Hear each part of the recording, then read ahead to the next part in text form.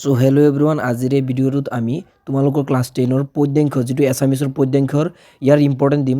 তোমালোকৰ 5টা চেপ্টাৰ আছে। সো তোমালোকৰ যিটো 5টা চেপ্টাৰ আছে বৰগীত, জিকিৰ, প্ৰশস্তি, অসমীয়া, মই অসমীয়া, দৃশ্যান্তৰ, ইয়াৰ পৰা ইম্পৰ্টেণ্ট দিবলৈ আমি চেষ্টা কৰিম। ঠিক আছে, সো এই ভিডিঅ'টো খুব ইম্পৰ্টেণ্ট হ'বলৈ গৈ আছে, তোমালোকে চাই যোৱা। সো তোমালোকৰ যিটো বৰগীত, ফাৰ্ষ্ট চেপ্টাৰ হ'ল বৰগীত। সো ইয়াৰ পৰা তোমালোকৰ কমন কুৱেশ্যন হ'ব। সো তোমালোকে শ্ৰী শ্ৰী মাধৱদেৱৰ তোমালোকৰ হেৰিটো চাবা, জন্মটো চাবা 1489 চনত। তাৰপিছত কীৰ্তিস্তম্ভ নামগুহা এইটো চাবা। তাৰপিছত তোমালোকৰ আখ্যানমূলক ৰচনা ৰাইহুই, কাব্য, আদিকাণ্ড, ৰামায়ণ, তত্ত্বমূলক ৰচনা এইবিলাকৰ পৰা কুৱেশ্যন সুধি দিব পাৰে যে তোমালোকৰ শ্ৰী শ্ৰী মাধৱদেৱৰ এটা নাটক নাম লিখা, বা ঝুমুৰা তোমালোকৰ নাম লিখা, চুৰ ধৰা পিম্পৰা, এইবিলাক ইয়াৰ পৰা কুৱেশ্যন সুধি দিয়া। চ' তোমালোকে এইবিলাক ৰিডিং মাৰিবা। ঠিক আছে, তাৰপিছত তোমালোকৰ আৰু যিটো তোমালোকৰ এইটো মাধৱদেৱৰ মুঠ কেইটা বৰগীত, 157টা বৰগীত, এইটো এটা শ্বৰ্ট কুৱেশ্যন তোমালোকৰ। তাৰপিছত বৰগীতৰ লক্ষণটো তোমালোকে চাবা। বৰগীতসমূহ শাস্ত্ৰীয় ৰাগ তালযুক্ত গীত। তাৰপিছত বৰগীতৰ ভাষা ব্ৰজাৱলী, বৰগীতসমূহ ভক্তিমূলক তথা ঈশ্বৰৰ মহাত্ম্য প্ৰকাশক। এইটো তোমালোকৰ মানে লক্ষণবিলাক সুধি দিব পাৰে, 3টা লক্ষণ সুধি দিব পাৰে, তোমালোকে এইবিলাক মুখস্থ কৰিবা। তাৰপিছত ইয়াৰ পৰা তোমালোকৰ ইম্পৰ্টেণ্ট আছে। চ' তোমালোকে 2 নম্বৰটো তোমালোকে ইয়াৰ পৰা তোমালোকে 1 নম্বৰটো চাবা।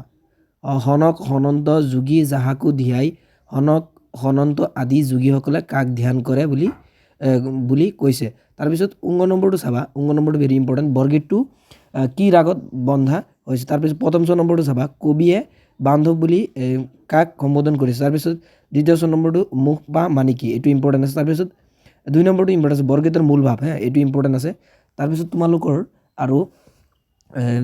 2 নম্বৰটো ইম্পৰ্টেণ্ট চাৰিৰ তোমালোকে ইয়াত, তাৰপিছত চাৰিৰ তোমালোকে গটো চাবা।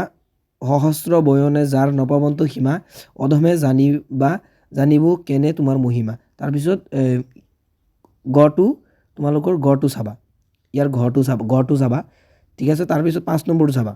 হনক হনন্ত যোগী যাহাকো ধিয়াই, সকলোৱে নিগমে যাক বিচাৰি নাপায়, এইটো 5 নম্বৰটো চাবা, এইটো ইম্পৰ্টেণ্ট আছে। তাৰপিছত আমি নেক্সট চেপ্টাৰলৈ আহোঁ। নেক্সট চেপ্টাৰ হ'ল জিকিৰ। চ' তোমালোকে ইয়াৰ ভিতৰত তোমালোকে এটা কথা কৈ লওঁ যে যিহেতু তোমালোকৰ জিকিৰ আৰু বৰগীতৰ অৰ থাকে, দুটাৰ মাজত অৰ থাকে। চ' তোমালোকে ইয়াৰ দুটাৰ ভিতৰত এটা পঢ়িলেই হৈ যাব। ঠিক আছে, দুইটাই পঢ়িলে ভাল। চ' তাৰপিছত তোমালোকৰ এইবিলাক যিটো তোমালোকৰ এই হেৰিবিলাক শব্দাৰ্থবিলাক চাবা তোমালোকে। ইয়াৰ পৰা গুচি দিব পাৰে আসমানৰ অৰ্থ কি, আকাশ। চ' ইয়াৰ পৰা ইম্পৰ্টেণ্টবিলাক তোমালোকে চাবা। ৰচুল, দেৱদূত, ঈশ্বৰ, আল্লাহ, এইটো তাৰপিছত ৰহম মানে দয়া, এইবিলাক তোমালোকে চাবা। ঠিক আছে, ইম্পৰ্টেণ্ট আছে। তাৰপিছত ইয়াৰ পৰা শ্বৰ্ট কুৱেশ্যন তোমালোকৰ চমু উত্তৰ দিয়া। জিকিৰৰ ৰচক কোন, এইটো ইম্পৰ্টেণ্ট স্ক'ৰটো। তাৰ কোনবোৰ গীতৰ সৈতে গীতৰ এইটো জিকিৰ শব্দ ওলাই লিখে, এইটো ইম্পৰ্টেণ্ট আছে। জিকিৰ শব্দটো কি শব্দৰ পৰা ওলাইছে, এইটো ইম্পৰ্টেণ্ট আছে। ঠিক আছে, তাৰপিছত তোমালোকৰ 2 নম্বৰটো ইম্পৰ্টেণ্ট আছে। তলৰ শব্দবোৰৰ অৰ্থ লিখা। ৰচুল, মুমিন, ৰহম, কুতুব, বান্দা, এইটো ইম্পৰ্টেণ্ট আছে। তাৰপিছত তোমালোকৰ আৰু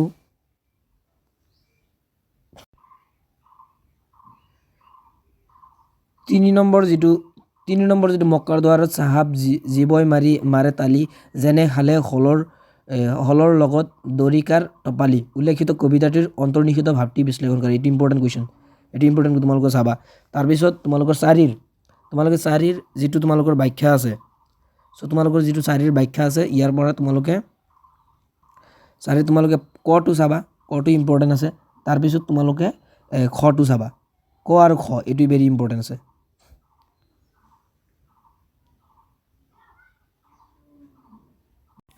তাৰপিছত নেক্সট চেপ্টাৰ প্ৰশস্তিৰ পৰা তোমালোকৰ ইম্পৰ্টেণ্ট কুৱেশ্যন দেখাই দি আছোঁ।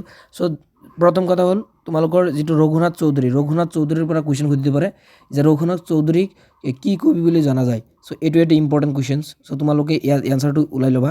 ঠিক আছে, যদি কুৱেশ্যন আহি যায় ৰঘুনাথ চৌধুৰী কি কবি বুলি জনা যায়, এইটো তোমালোকে লিখিবা বিহুগী কবি। ঠিক আছে, বিহুগী কবি, এইটো ভেৰি ইম্পৰ্টেণ্ট কুৱেশ্যন। তাৰপিছত তোমালোকে আৰু এইবিলাক যিটো শব্দাৰ্থবিলাক আছে, তোমালোকে এইবিলাক মুখস্থ কৰিবা। ঠিক আছে, শব্দাৰ্থবিলাক ইম্পৰ্টেণ্ট হয়, ইয়াৰ পৰা বহুত কুৱেশ্যন সুধি দিয়ে। চ' শব্দাৰ্থবিলাক তোমালোকে মুখস্থ কৰিবা। ঠিক আছে,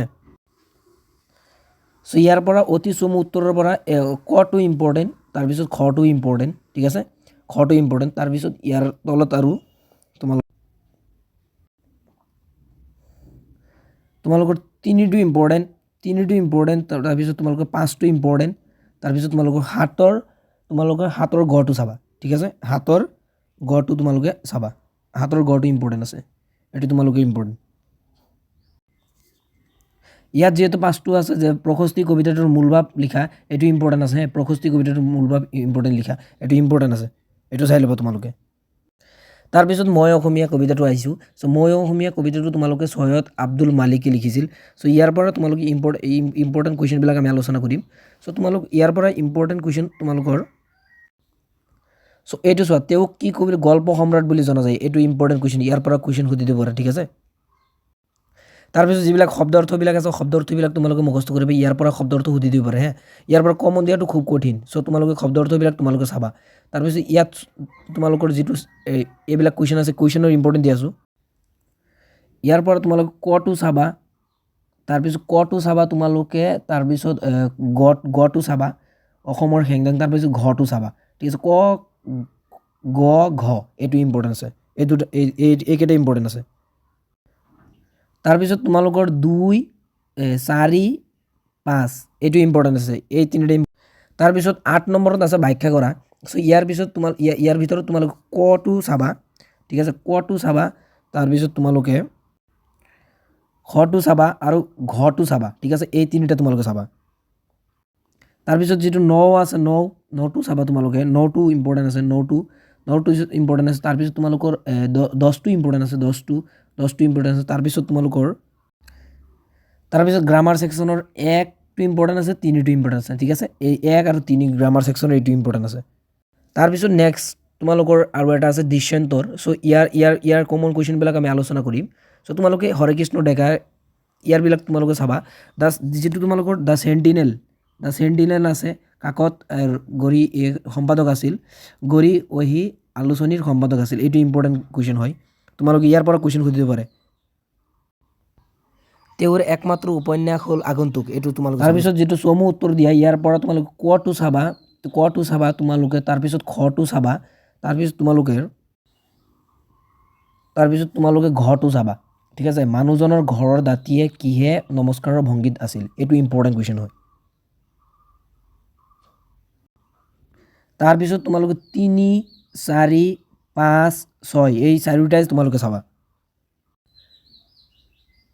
তাৰপিছত দৃশ্যান্তৰ তোমালোকে এইটো চোৱা গ্ৰামাৰৰ যিটো আছে গ্ৰামাৰ তোমালোকে 1টো চাবা আৰু 2টো চাবা চ' এইখিনিয়ে আছিল তোমালোকৰ এই হেৰিবিলাক কবিতাবিলাক চ' ইয়াৰ পৰা ইম্পৰ্টেণ্ট আহিব চ' তোমালোকে তাৰপিছত আমি চেপ্টাৰ যিবিলাক আছে গদ্যাংশ এইবিলাক আমি দিবলৈ চেষ্টা কৰিম নেক্সট ভিডিঅ' এইটো গদ্যাংশৰ ওপৰত আহিব চ' এইখিনিয়ে আছিল এইবিলাক গদ্যাংশৰ ওপৰত চ' ভিডিঅ' ভাল লাগিলে চেনেল ছাবস্ক্ৰাইব কৰি দিবা আৰু ভাল চাই এটা কমেণ্ট কৰি দিবা থেংকছ ফৰ ৱাচিং